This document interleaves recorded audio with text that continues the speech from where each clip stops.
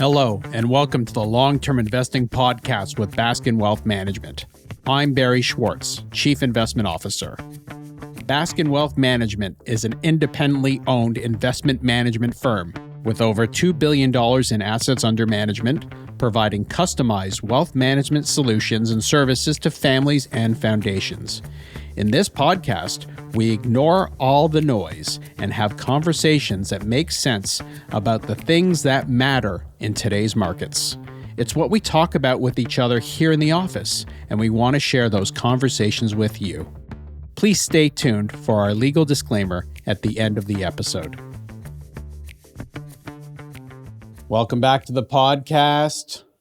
Ernest, how you doing today? I'm good. I'm doing well. Also, we were off for a little week. I was on vacation, but thank you all for joining us today. As always, if you like this podcast, please subscribe on Apple, on YouTube, on Spotify.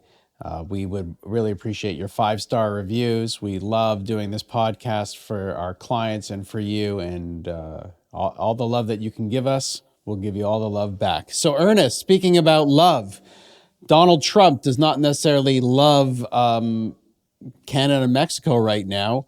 We started off Monday, so today is February 6th. We started off Monday, the first week of February, with Trump threatening tariffs. 25% tariffs on Mexico and Canada. That was and then of course he had great phone calls with Prime Minister Justin Trudeau. Can't remember the Prime Minister or President's name of Mexico, and said, well, I'm going to delay the tariffs while you fix your fentanyl issues. So everybody breathed a sigh of relief. It was a bad day, of course. Monday, things started to recover. But of course, there's still the threat that he could put these tariffs on in 30 days. Meanwhile, the markets are, really in a holding pattern, really uncertain as to what's going to happen. What are we telling our clients, Ernest? So it's not clear exactly what Donald Trump's objective in the tariffs are. I want to say that I don't really want to get political about this, but is Trump really just after the shock factor of being able to print a headline to his followers? Yeah. Is it actually about fentanyl? Is there some overarching strategy about bringing manufacturing back to the U.S.? Yeah. I think maybe all of those things possibly could be true at the same time. Mm-hmm. But the reality is that I think it doesn't seem like he actually intended to have a permanent 25% tariff on Canadian and Mexico goods. No, not at all. And even I think he would admit that doesn't make any sense. This is a punishing impact for both countries. Long-standing tariffs to the end of time don't make any sense. And maybe it is you view it as a crazy negotiating tactic. Start out at the craziest level possible and then try to come to an arrangement. No question that Trump wants to renegotiate the old NAFTA free trade agreement. No question that Trump wants Canada to pay more for NATO. No question Trump wants to increase manufacturing in the U.S. Although how do you do that with the dollar so strong? So not all these things can work at the same time. And of course, he campaigned on a lot of these promises, right? So we'll just have to see how it goes. In the meantime, on the day the tariffs were announced that they were going to come in, the biggest losers were mostly manufacturing companies, automobile manufacturers, bus manufacturers, railroads, shippers, those kind of names. Lucky for our clients, or maybe not so lucky, that we don't own any of those names, right? We deliberately sold our railroad last year. We deliberately sold our exposure to a company called Floor & Decor, which imports a lot of flooring from China. So I don't think our clients have too much exposure. In essence, the Canadian dollar dropped a lot. At some point, that helps a lot of our portfolio. Of course, now that maybe the tariffs are off, the Canadian dollars are covered. It's a game that's too hard to play, right? Yeah, I think when he put the 25% tariff, that's a great headline, but And I think it's a great headline for the for his followers and for the media. But as if you actually sit down and think about what it means, it doesn't. It can't be it can't be good for the United States. No. So for certain things like auto factories, right, and maybe even oil and gas, yeah, you can build a new pipeline connecting the basins to the Midwest, Yeah. or you can build like a new auto plant. But for other things like aluminum, right, like the U.S. imports 2/3 of their aluminum from Canada. Yes. Like that's not something that you can just find in the U.S. today. Gets many millions of barrels of oil from Canada. Yeah. Where's it going to get this oil from? Does it want to get it from countries that are not, like its enemies? Yeah, Right. So this yeah. it doesn't make a lot of Or sense. fertilizer, even like they Yeah. import 90% of their fertilizer from Canada. And who else is the biggest exporter of fertilizer? Russia. Right. Exactly. so- So it's not like you can't just replace these things immediately. And so that's why I think that once Trump had the headline that he wanted and started to especially listen to some of the senators, even from the own Republican Party. Yeah. Like I think the senator from Maine, she tweeted that like they import 90% of their heating oil from Canada.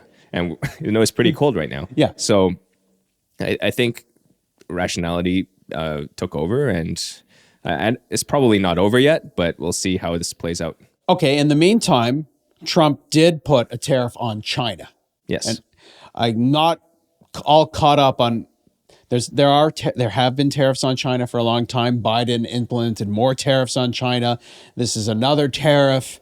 There's been some tit for tat, so to speak. Why is Trump doing more tariffs on China? Well, there was That can't be the fentanyl issue, is it? Well, no. So Yeah. no, I don't think that's not Yeah. how it's portrayed. But the reality is that a lot of the fentanyl actually does come from China. Interesting. Okay. Like, Yeah. like that's where like this is manufactured in many cases. But leaving that aside, I think there has been an ongoing objective to place pressure on China because the Chinese, and I don't think it's just unique to Trump. Like I think other presidents have recognized this as well, is that the Chinese are subsidizing a lot of placing a lot of lower cost products into the U.S. Yes. and that's helped inflation, to be sure. But like for things like cars, like the U.S., even President Biden, he placed I think an import restriction on Chinese made cars because they were being sold and undercutting American producers. Yeah.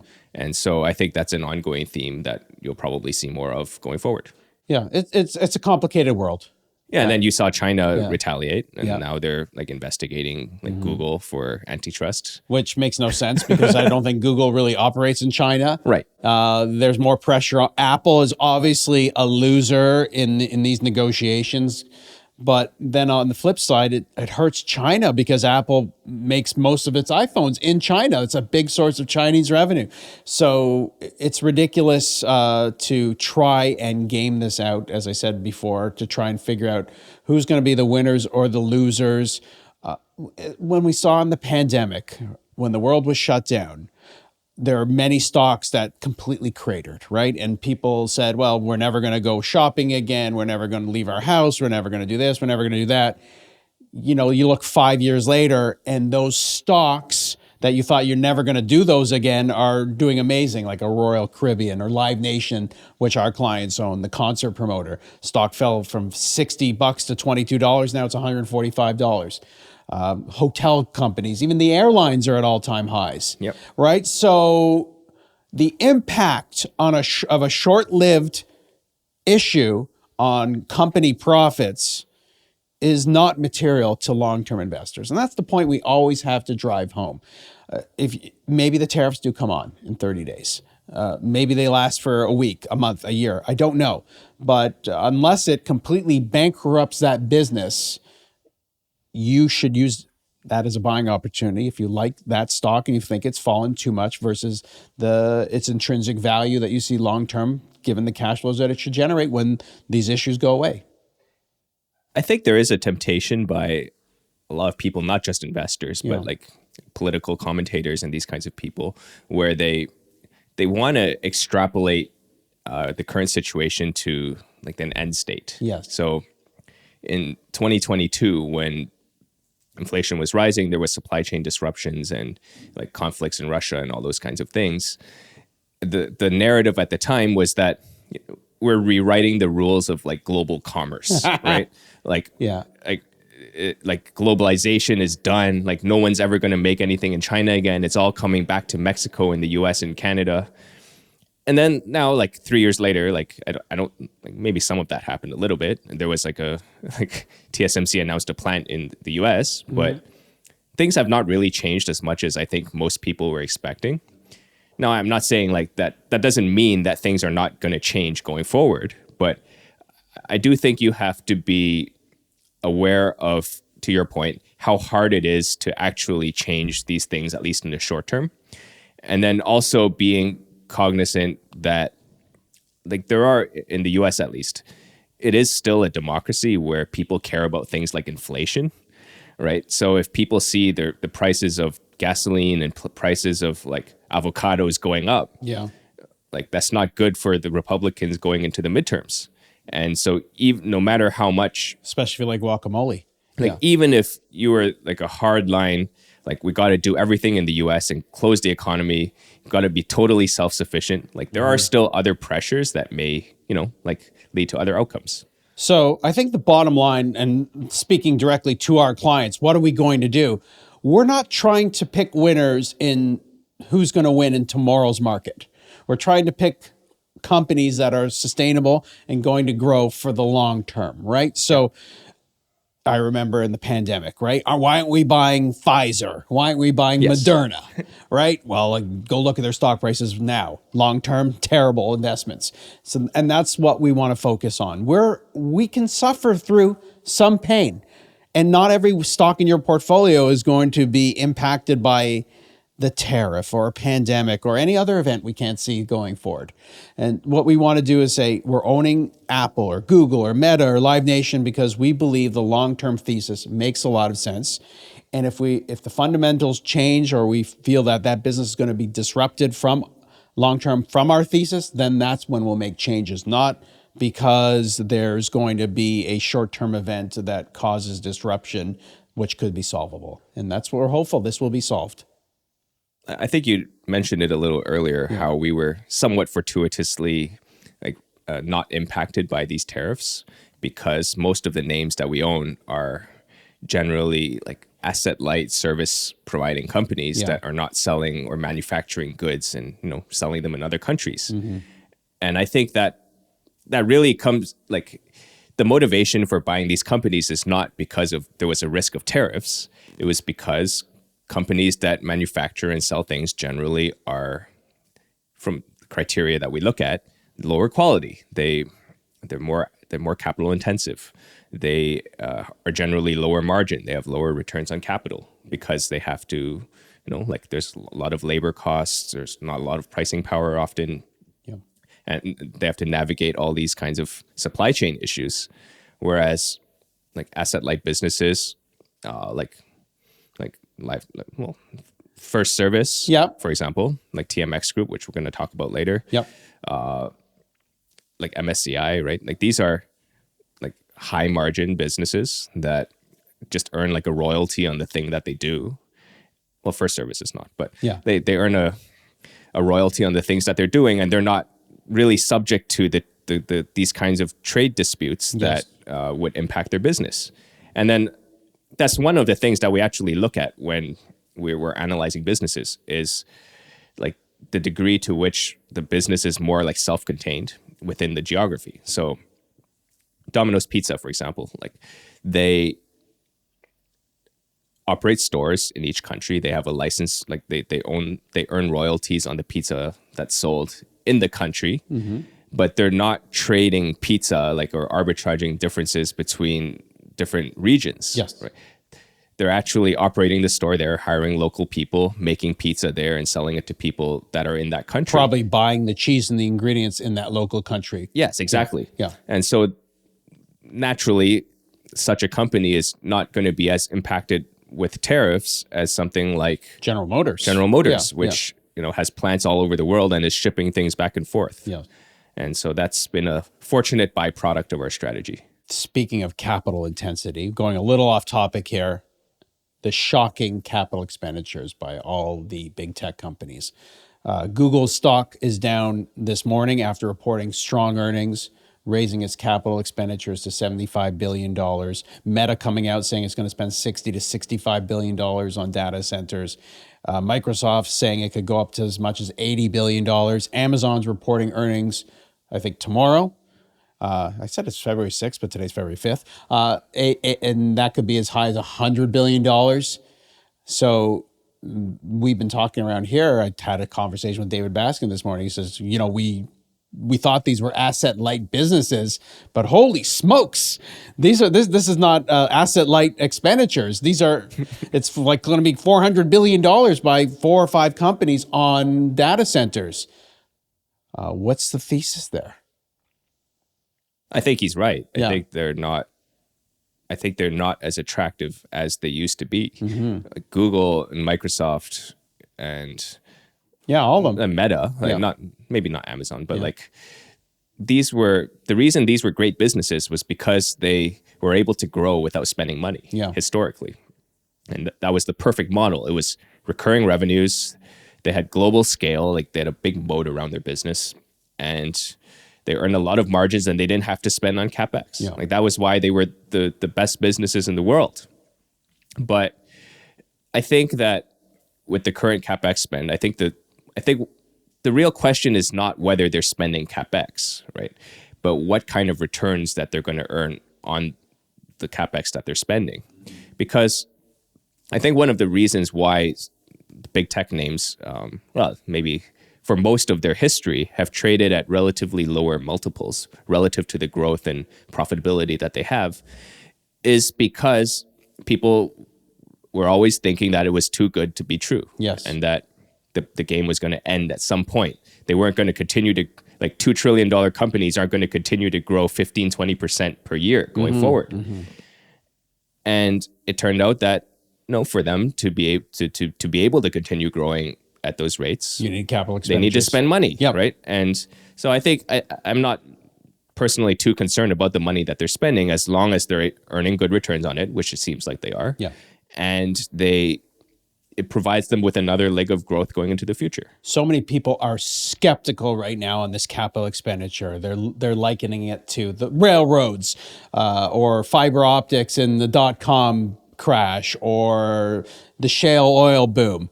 In the meantime, of course, unlike those areas, these are companies that are making a fortune on their core businesses, right? It's not like they're Google's coming up with this $75 billion of capital expenditures and it's borrowing money to do it. It should generate $100 billion of free cash flow in 2025 and has $100 billion net of cash on its balance sheet. Meta, so all these companies, the capital expenditures that they're going to be spending next year is going to be coming from cash flow. And these companies will still probably pay and raise their dividends and even buy back stock. So it's not too concerning, but obviously we have to watch. It's the most important thing is, and we pride ourselves on owning companies that are able to reinvest cash flows at high rates of return. And if these, one thing that gives me a lot of comfort is I look at these companies and why are they doing this? Why are they spending so much money on capital expenditures? Well, they've told you quite clearly, we've run out of capacity. We have no more capacity to add for our customers, and that's why we got to spend it. And do we think we're going to be using more data or less data in the future? I have to argue we're going to be using a lot more data in the future. So we'll have to see what these returns are. But I think you put it quite succinctly, these companies need to get into large areas to have double-digit growth, and this is the area that they think they can generate good returns. Maybe we'll do a podcast episode on this topic. It's an awesome topic. I'd love to. We're going to obviously we own a lot of these companies, so it's going to be a material thing for us to watch. One of the things, of course, no one's saying is, well, maybe they're spending now and that will reduce in the future. But yes, that's going to be a podcast topic for another time. Ernest, we want to get to talk about TMX Group, which reported strong earnings and a company in our portfolio for a long time. But first, you wanted to give a little presentation about companies' PE ratios in Canada and United States versus the rest of the world, and why we're not so overly concerned about the higher valuation of the S&P 500. Yeah, there was a good chart floating around that adjusted the PE ratio of the S&P 500 and indexes around the world based on the sector weightings of the S&P 500. And the reason this matters is because, like, people often say, like, you know, the U.S. markets are trading at record highs while Europe and Japan and like emerging markets and even Canada, for example, like they haven't performed as well. And so U.S. stocks are at a record level of expensiveness relative to the rest of the world. And therefore you should buy the rest of the world. Yeah. Right. And I think the problem with this analysis is that it fails to account for the differences between the indexes.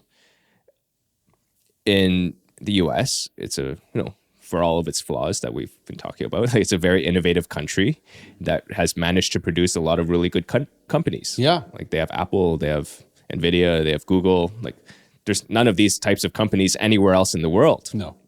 But beyond that, the US is very focused on high quality business. The S&P 500 specifically is very focused on high quality businesses. There's no other index in the world with companies as profitable, high returns on equity, organic growth as the U.S. S&P 500. Whereas if you compare, like if you take an index in like Canada or Germany or UK or Australia or China or India, it's usually very focused on banks. It's very focused on like the telecom providers, kind of old school manufacturing. Big automakers. A lot of utilities generally. And these are just, they're just like, they're fine businesses and they deserve to exist and they're providing valuable services in those countries, but they're not Apple and they're not Google. It's a great point. Yeah. And basically back to the original chart is that if you adjust other countries to the sector weightings that the US has, so like higher technology weighting, less utilities, less like telecoms and less financials, and the gap in valuation is actually much closer. So I think the US today is trading at around 21 times earnings. I have the data here. Yeah, we're going to share the chart. Well, you'll see the chart up on the screen here, but yeah. Japan is trading at 17 times earnings at S&P 500 weightings. Europe is 16 times, UK is 16 times, China is 15 times, and India is at like 28 times. More expensive. India's market has done quite well, actually. And that even, and so the valuation is much closer.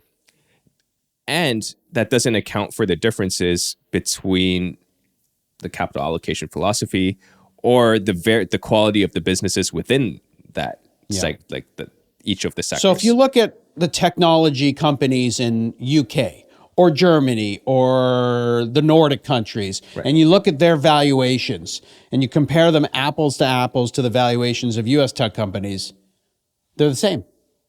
Right? They're more or less. More or less, right? It's not like there's that much deeper bargains in good quality businesses, right? It's just that the weighting in those countries is heavier towards more cyclical, more commodity, more industrial, more financials, which deserve lower multiples. Right. Like a bank in Europe that earns like a 5% return on equity. It shouldn't trade at the same valuation as JP Morgan. That's right. Which earns like 20% return on equity. Yeah. But even so, the TSX index shouldn't trade at 21 times earnings when it has when the top 10 companies include banks and pipelines and energy, where those companies don't trade at have never traded at those multiples. They shouldn't trade at high multiples. They're cyclical businesses, and so you can't compare it. You can't, just telling me the TSX is cheaper is meaningless. Show me the quality companies in the TSX and what they're trading at. And the truth is, the quality companies in the TSX are trading at, some of them at very high valuations. Dollaramas of the world, Shopify's, Constellation Software. Like they're not going away for cheap in the sales. Yes, exactly. Right. So that's the point. And you can apply this to a lot of other countries, right? We love to look at some of these serial acquirers in Sweden and other Nordic countries. They're traded high multiples. Yep. So that's the point. You get what you pay for. Right. Very well said. Anything else to add?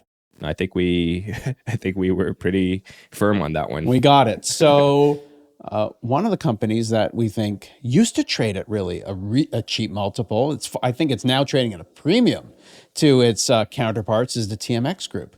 It's a company that I think we started buying at 2015. I remember it clearly because we bought the stock at around $50 and it immediately fell 30%. And it was my pick. And I was very embarrassed and had to take a lot of flack from clients and explain it to the investment committee. And here we are holding it now 10 years later. I think the stock has tripled plus on us, plus all the dividends received. So I have not gotten any thank you phone calls on that one, but no, it flies under the radar. Yes, totally. Because number one, I think people don't really know what it is, and it doesn't kind of jump out on you the same way that tech companies generally do. Totally, and there's something to be said for all the Apples and the Googles in our portfolio. We have lots of names we have over 30 stocks that people have never heard of, have no idea what they do. And the TMX Group kind of shot itself in the foot by what is TMX? People don't even know that it owns the TSX stock exchange because they call it TSX stock exchange. They don't call it the TMX stock exchange, right? It's confusing. Yes. It's so stupid. Yeah. And it's not one of those names that you see CNBC say, breaking news, TMX Group announces its earnings. Not at all. Right. And they beat estimates by 10 cents. Well, it's not a very big, what's the market cap? 10 billion Canadian? Bigger now. Mazel tov. No, but so what, I think we've done a podcast on TMX before, but the very big picture of TMX Group is that it used to be the TSX exchange, which is a fine business. They provide listing services. They list all the Canadian companies and they earn a fee on that, and that's it. Well, it's if you're worried about tariffs, it's a no tariff business. Yeah. It charges listing fees and fees to the Shopify wants to list on the stock exchange, and if Shopify gets bigger, it gets to charge a higher fee, right? Yep, essentially. Yeah, so it's a pretty good recurring revenue business. But the transformation of the business is that they went out and they saw, look, okay, we have a listings business and it's all right, but not great. We think we could do more. And so they went and they bought a company called Trayport, which is it's kind of like a Bloomberg terminal in Europe that gas traders at a utility can use to trade power. It sells proprietary data for a niche market. Yeah. Everyone uses it in Europe. They're expanding to other markets like Japan, but they paid about $900 million for this and in 2017. And since then, the business has doubled in revenues. They've doubled the number of subscribers, and it's a really good business. Yeah. They earn like 50-60% margins. It's a business that they could easily sell for multiples of what they paid for it. Yeah. And the effect of buying a company like Trayport is that not only did they buy a really good business, it enhanced the growth profile of TMX Group as a whole. Because now, instead of just being Canada listings, which is a regulated business and no growth essentially, they're now also in Europe, so more diversified geographically. It's a faster growing business because it's a really good business, and it's recurring revenues. Yeah. So the cash flow stability of the business is much higher, and I think. And it's asset light. And it's asset light as well. Yep. Yeah. So it generates a lot of free cash flow that it can reinvest to make more acquisitions. Yep. Yeah, and so that's really what the story of TMX Group has been. The shift towards outside of Canada, unregulated, high growth, asset light data businesses. And the valuation has reflected that. Yeah. So speaking of acquisitions, it made an acquisition of a provider, and we talked about it on a podcast, Vetify, which creates ETFs. And this has been a strong business. I think organic growth was up 10% in the quarter. Yeah, a lot of that was just the markets. Yeah. Because they earn a fee when on the assets under management of the ETFs, and the whole market was up. Yeah. So they benefited correspondingly from that as well. And the growth of the ETF business continues to dominate, right? People are not launching mutual funds anymore. They're launching ETFs. And because you can be so specific on the ETFs, they provide liquidity. They're so much easier to, I think the cost to set them up is so much cheaper as well. It's a no-brainer. But the one thing I want to really highlight about TMX Group is that I think this story about diversification is kind of like, I think that's why the stock price is up, right? Like it's kind of well appreciated generally by investors. Yeah. But their execution on the things that they said they're going to do has been really good as well. So they said they're going to go out and try to attract more issuers outside of Canada into the TSX. Has that worked? Yeah, this worked. Yeah. I think they said over 50% of their listings now come from outside of Canada. They made a couple of deals at Trayport where they said they were going to cross-sell them to existing subscribers, like things that providing more algorithmic trading and those kinds of things. And that's worked really well. Like they've actually been able to successfully sell these products to their subscribers. Yeah, I read that they bought another software that they plugged into Trayport so they can sell a premium version. And I think that's really what I kind of care more about, which is a management doing what they said they're going to do and actually executing upon it. And I think that's evidence of a good management team. Yeah. In the meantime, of course, organic revenue growth overall for TMX Group, 9%. That's almost software-like. That's terrific numbers. Of course, some of that is a result of a good market, right? As you said, the strong market, more AUM, more listing fees, blah, blah, blah. But this has been a very strong business. The management team, which I was skeptical at one point, has really turned it around. And now the balance sheet is back to being in pretty good shape. So we can expect, I think they really want to push more, as you talked about, diversification of revenues outside Canada. I think their goal is to have it more than 60% of their revenues outside Canada. I think they're well on their way to achieving that. More of their revenue being from software and recurring revenues. And now as a result, TMX, one of our thesis when I bought it was, okay, it's a good business. It trades at a deep discount to its other exchange peers. In the US. In the US, or internationally, at the time. Now interestingly enough, now it trades at a premium. Yep. So there you go. Anything else that you want to add on TMX Group? No, I think the acquisition of Trayport is really quite illustrating, because I think a lot of investors, a lot of the time, when a company makes an acquisition, they'll immediately kind of look at the multiple that they paid. Yeah. And maybe the year one return on invested capital, and make a determination of whether they overpaid or underpaid for the deal. Yes. And I think the classic example of that is when Facebook bought Instagram, and it was universally panned as overpaying for a business. What did they paid like $1 billion for a company that had 12 employees and no revenues. Yeah. Yeah. But that seems to be overpaying. Yeah. But at the end of the day, right, like obviously that turned out to be one of the greatest acquisitions of all time. 100%. And same with Trayport. I think people thought they were overpaying for it when they first bought it. And part of it was, I think people didn't understand exactly what Trayport was as well. But if you buy a good company, even if you are, and I think this is broadly true for stocks in general, if you buy a good company that is growing and executing well, like even if you overpay a little bit in the near term, like you'll probably still have a pretty good result in the end. Exactly. Whereas if you're buying a mediocre asset, like even a low multiple isn't necessarily going to save you from a mediocre result. And that is all we have for you today. We'll see you back here real soon. Once again, thank you so much for listening to our podcast. Please subscribe, Apple, YouTube, and Spotify. I was going to say Facebook, but maybe one day on and Spotify as well. And have Have a great week. Thank you so much. Bye-bye.